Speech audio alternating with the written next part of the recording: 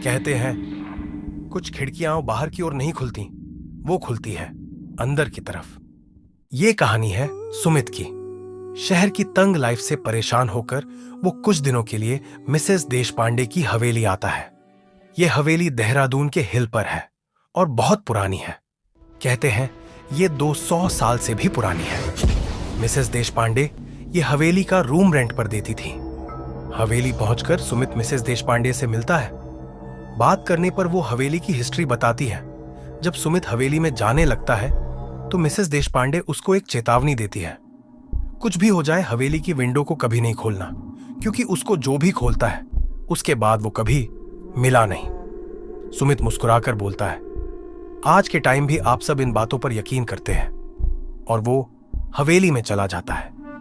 रात के 1:13 पर सुमित की आंख किसी आवाज से खुलती है। वो उठकर इधर उधर देखता है पर वहां कुछ नहीं था।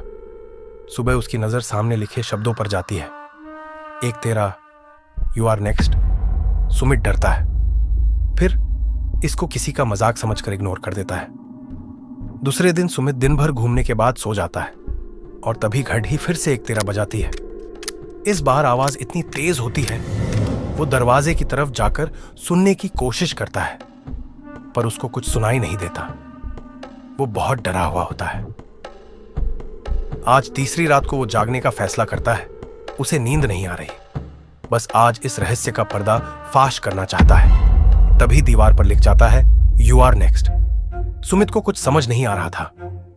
अब उसको लगने लगा था ये मजाक नहीं है, और वो जैसे ही सोचता है कि इसी वक्त उसको यहां से चले जाना चाहिए, एक जोर की आवाज, दीवार से एक परछाई सुमित की तरफ लपकती है। सुमित चीखता है और फिर एक खामोशी।